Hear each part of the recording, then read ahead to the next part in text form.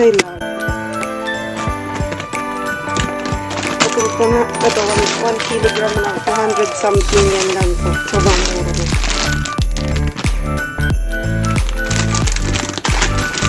Tapos ito, meat sauce. Sobrang laki.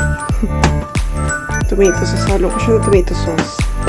And grilled tomatoes.